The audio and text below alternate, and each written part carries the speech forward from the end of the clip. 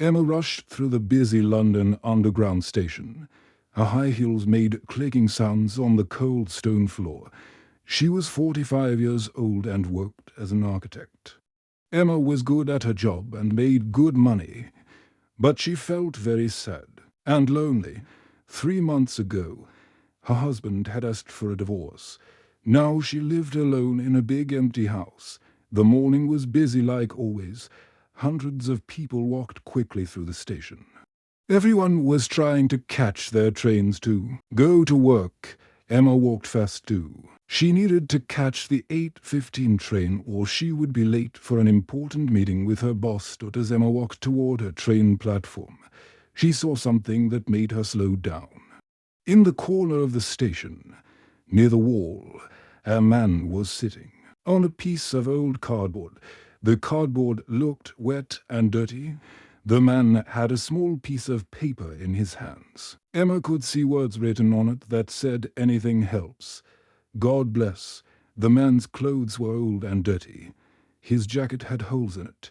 His shoes looked like they had walked many miles. His hair was long and messy, but there was something different about him. He sat very quietly. He did not ask people for money. He did not bother anyone. He just sat there with a gentle look on his face, hoping that someone might help him. Emma felt something strange in her heart. She wanted to stop and look at the man more carefully, but she was thinking too much about her own problems. Her divorce had been very hard. She felt angry and hurt. She spent most of her time thinking about how her life had gone wrong. She did not have time to think about other people's problems. Emma reached into her purse and pulled out some coins. She walked quickly to the man and dropped the money into his small cup. She did not look at his face. She did not say hello. She just dropped the coins and walked away fast toward her train. The train was already at the platform. People were getting on quickly. Emma ran to catch it before the doors closed. She just made it inside as the doors began to shut. As the train started to move, Emma looked back through the window toward the corner where the homeless man was sitting. For just a moment, their eyes met through the glass. The man looked up at her and smiled. It was not a big smile, just a small, gentle one. But something about that smile made Emma's heart feel strange. She had seen that smile before somewhere, but she could not remember where. Emma tried to forget about it. She took out her phone and tried to read her emails. She had many messages from work. There were problems with a new building project.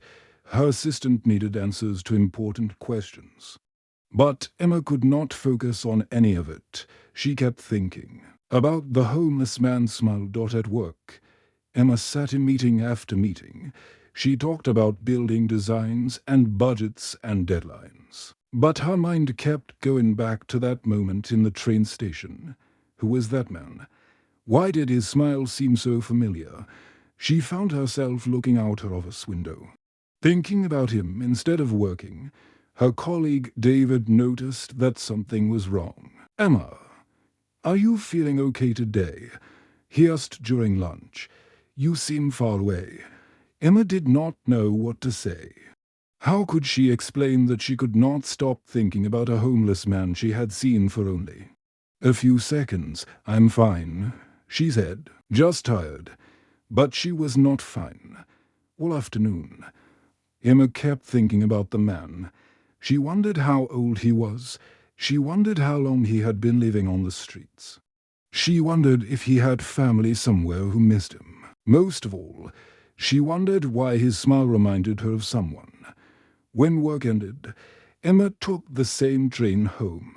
She looked for the homeless man as she walked through the station. But he was not there anymore. She felt disappointed, though she did not understand why. That evening, Emma sat alone in her apartment eating Chinese food from a plastic container. The apartment was very quiet. She had no husband to talk to anymore. She had no children. Most of her friends were busy with their own families. Emma realized that she was just as lonely as the homeless man had looked as she ate her dinner. Emma kept thinking about the man's gentle smile. It reminded her of someone important, but she could not remember who. The feeling was like when you try to remember a word, but it will not come to your mind. You know the word is there somewhere, but you cannot find it. Emma looked around her. Expensive apartment. She had beautiful furniture and art on the walls. She had everything money could buy, but she felt empty inside. Maybe, she thought, she and the homeless man were not so different after all. Maybe they were both just lonely people trying to get through each day. Before she went to bed, Emma decided something. Tomorrow morning, she would look for the man. Again, she did not know why, but she felt like she needed to see that smile one more time. The next morning, Emma woke up earlier than usual.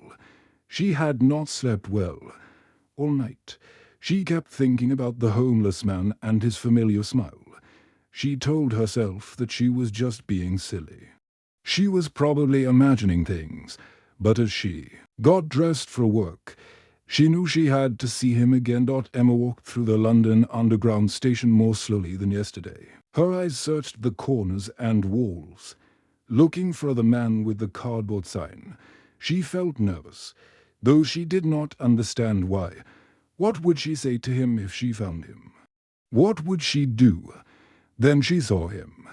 He was sitting in exactly the same spot as yesterday. The same piece of wet cardboard was under him. The same small paper sign was in his hands. But today, something was different. Today, Emma was not in a hurry. Today, she could really look at him. Emma walked closer to where the man was sitting. Her heart was beating fast. As she got nearer, the man looked up at her. He remembered her from yesterday. His face showed surprise that she had come back. Their eyes met and held for a long moment. The man smiled at her, and Emma's world stopped moving. It was not just any smile. It was a crooked smile that went up higher on one side than the other. The left corner of his mouth curved up in a way that was so familiar it hurt to see.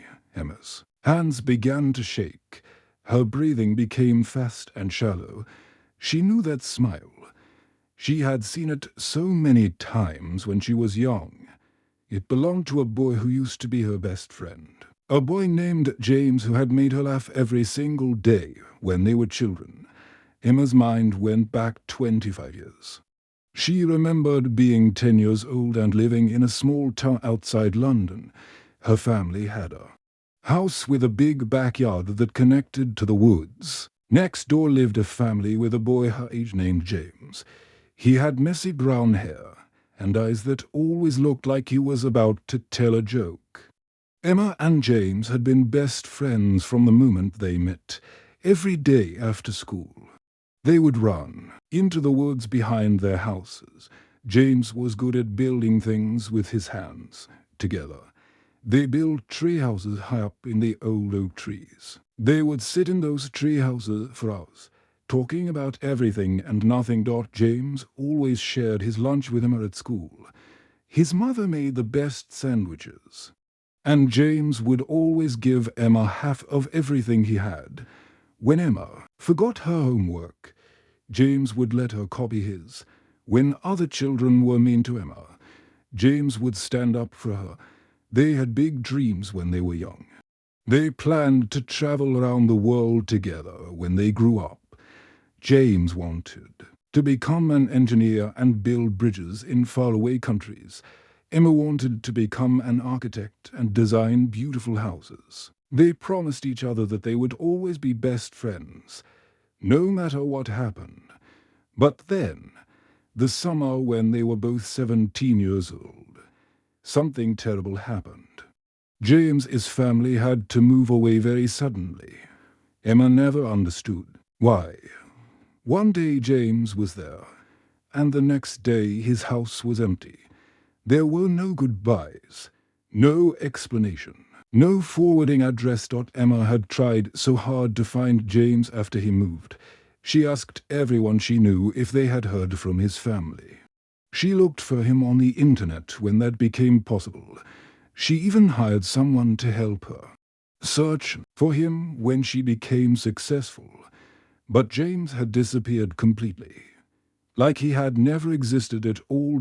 Now, 25 years later, Emma was staring at a homeless man who had the same crooked smile as her lost friend. But this could not be James. James had been so smart and full of hope. James had big dreams and plans for his future. This man looked tired and broken. His clothes were dirty. His hair was long and unwashed. His hands looked rough from living on the streets. Emma's mind could not accept what her heart was telling her. This homeless man could not be the bright, happy boy she had once known. It was impossible. James was supposed to be successful now. He was supposed to be building bridges somewhere, just like he had always planned. The man's smile slowly disappeared as he watched Emma stare at him. He could see the shock and confusion on her face. He looked worried that he had done something wrong. Emma realized she had been standing there for too long, just staring at him like he was a ghost. Without saying a word, Emma turned round and walked away quickly. Her legs felt weak. Her head was spinning with confusion and old memories. She could hear her heart beating loudly in her ears as she hurried toward her train. All day at work, Emma could not concentrate on anything. During meetings, she found herself thinking about treehouses and shared lunches. She remembered James's laugh and the way he used to explain math problems to her. She remembered how safe and happy she had felt when they were together. Could it really be him? After all these years, had she found her best friend living on the streets? Emma did not know what to think or what to do. Emma could not sleep that night. She lay in her bed staring at the ceiling, thinking about the homeless man with the familiar smile. Was it really James, her best friend from so many years ago? The boy who had been like a brother to her. Emma's mind went back and forth all night long. Sometimes she was sure it was him. Other times she told herself she was being crazy.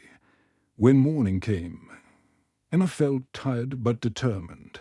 She had to know the truth. She could not spend another day wondering and worrying. Emma got dressed quickly and walked to the coffee shop near her apartment. She bought 2 cups of hot tea and some sandwiches. Her hands were shaking as she paid for the food. Emma walked toward the underground station more slowly than usual. She was nervous and scared. What if it was not James? What if she was wrong? But what if it was James? What would she say to him? How could she explain that she had been looking for him for 25 years? As Emma entered the station, she saw him right away. He was sitting in the same corner, on the same piece of cardboard. He was holding his small sign and looking down at the ground. Emma took a deep breath and walked toward him slowly. Her heart was beating so fast she thought it might stop. When she got close to him, Emma's voice came up very quietly. The station was noisy with trains and people walking. She was not sure he would hear her. "James," she whispered. The man looked up quickly. His eyes went wide with surprise. Then his face changed completely. The tired, sad look disappeared. His mouth curved up into that crooked smile she remembered so well. "Emma, is that really you?" he said. His voice was different than it used to be. It was deeper and rougher from living outside. But Emma knew it was him. It was really James. Her best friend from childhood was sitting right in front of her. Emma started crying immediately. She could not help it. All the sadness and loneliness from the past 25 years came out at once. James started crying too. They both sat there in the busy train station with tears running down their faces, not caring who saw them. Emma did not think about her expensive business suit or her important job. She sat down on the cold, dirty floor right next to James. She put her arms round him and hugged him as tightly as she could. James hugged her back just as hard. They held each other like two children who had been lost in the woods and finally found their way home. "I cannot believe it is really you," Emma said through her tears. "I have been looking for you for so long. What happened to you, James? How did you end up living on the streets?" James's happy smile slowly disappeared. His face became sad and tired again. Emma could see that talking about his life was going to be hard for him. But she needed to understand. She needed to know what had happened to her best friend. "After my family moved away from a town, everything went wrong," James said quietly. "My father lost his job at the factory. He could not find another one. He started drinking alcohol every day to make himself feel better. But it only made things worse." Emma listened carefully. She remembered James's father as a kind, hard-working man who always smiled and waved when he saw her. It was hard to imagine him drinking and causing problems. "I had to quit university," James continued. "I was studying to be an engineer, just like we always planned. But my little sister Sarah and my brother Tom needed someone to take care of them. My mother was trying to work, but she was not making enough money. So I got 3 different jobs to help pay for rent and food." Emma's heart felt heavy as she listened. While she had been going to university and starting her career, James had been working multiple jobs just to keep his family together. She felt guilty that she had been living a comfortable life while her best friend was struggling so much. "Then my mother got very sick," James said. His voice became even quieter. "She had cancer. The doctors said they could help her, but the treatment was very expensive. Even with 3 jobs, I could not pay for all the medical bills. We lost our house. We had to move from place to place, staying with different relatives." Emma reached over and took James's hand. It felt rough and cold. She squeezed it gently to let him know she was listening and that she cared. "When my mother died, I felt like I had failed everyone," James continued. "I was too proud to ask for help. I was too ashamed to contact old friends like you. I thought I could handle everything by myself, but I could not. Eventually, I ended up here, on the streets." Emma was crying again. She could not imagine how hard James's life had been. But as she looked at him, she could see that he had not lost the kindness that had made him such a good friend when they were children. Other homeless people in the station walked by and nodded to him with respect. She could tell that James was gentle and helpful to everyone round him, even though he had so little for himself. The next morning, Emma came to the train station with a bag of warm breakfast and hot coffee for James. She had decided that she would not let her best friend stay on the streets alone anymore. Every morning before work, she would stop to see him. Every evening on her way home, she would bring him dinner and they would talk. At first, James was surprised that Emma kept coming back. He was used to people giving him money once and then forgetting about him. But Emma was different. She sat with him on the cold ground and talked to him like he was still important. She asked about his day and listened to his answers. During their conversations, Emma learned many things about James that surprised her, even though he lived on the streets. James was not sitting round feeling sorry for himself. Every afternoon, he walked to the public library in the centre of London. The library was warm and quiet, and the librarians were kind to him. At the library, James had taught himself how to use computers. He spent hours reading about new technology and learning new skills. But the most amazing thing was what James did for other people. He helped other homeless men and women fill out forms to apply for jobs.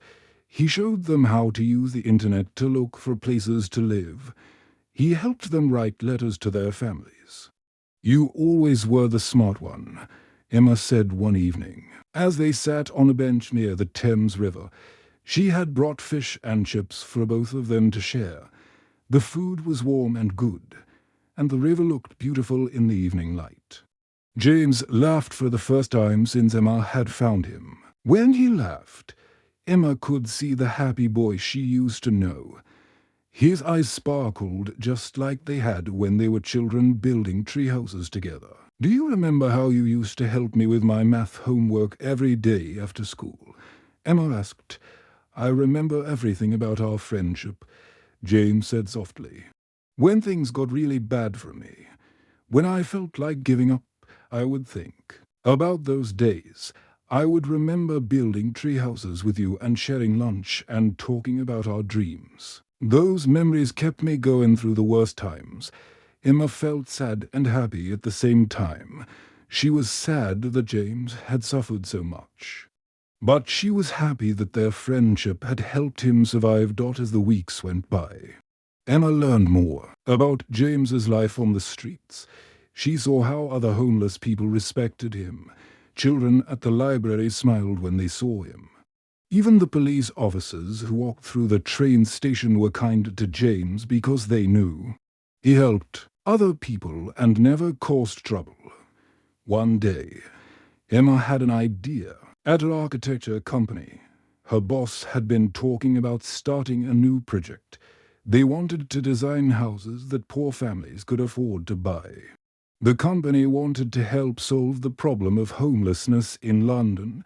Emma knew that James would be perfect for this project. "James, I want you to come work with me," Emma said one evening. "My company is starting a program to build affordable houses for people who need them. You understand what these people need better than anyone else." James looked surprised and scared. "Emma, I cannot work at your company. Look at me. I have been living on the streets for 2 years. I do not have nice clothes or a clean place to live. I do not belong in your world anymore. You are exactly the same person you always were," Emma said firmly. "You are still kind. You are still smart. You are still the best friend I ever had. The only difference now is that you understand what people really need. That makes you perfect for this job."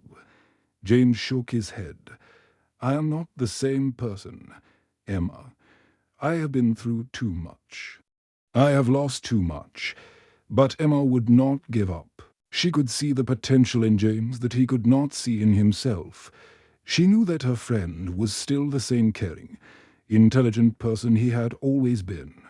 His difficult experiences had made him wiser, not broken. Slowly, Emma began to help James get ready for a new life. She found him a small apartment that he could afford. She took him shopping for work clothes. She helped him open a bank account and get an identification card. Every step was hard for James because he had been away from normal life for so long. But as Emma worked to help James, something unexpected happened. James began to help Emma too. Working with her old friend reminded Emma of the dreams and values she had forgotten. When she was young, Emma had wanted to become an architect so she could design beautiful homes for families. But over the years, she had started caring more about making money than about helping people. James reminded Emma why she had loved architecture in the first place. He helped her remember that the most important thing was not how much money she made, but how many people she could help. Working with James made Emma excited about her job again. She felt like she had found a part of herself that had been lost for many years together. Emma and James began to plan how they could use their skills and knowledge to help homeless people find a safe place. Places to live. Emma had the technical knowledge to design buildings. James understood what homeless people really needed to feel safe and comfortable. Together, they could make a real difference. 6 months had passed since Emma found James at the train station. During this time, many wonderful things had happened. James was no longer living on the streets. He had a small but comfortable apartment. He had clean clothes and regular meals. Most importantly, He had a job that made him feel proud and useful again. James had become one of the most important people at Emma's architecture company. The bosses had created a special program called Community Development, and James was the leader of this program. His job was to work with poor families who needed safe, affordable places to live. James was very good at this job because he understood what it felt like to have no home. Every day, James talked to families who were living in their cars or staying in shelters. He listened to their problems and helped them understand what kind of housing would work best for them. The other workers at the company were amazed at how well James could connect with these families.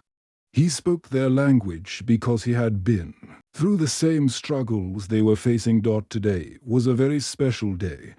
James was going to present their newest project to the City Council of London. If the council approved the project, Emma's company would build 30 small houses for families who could not afford expensive homes.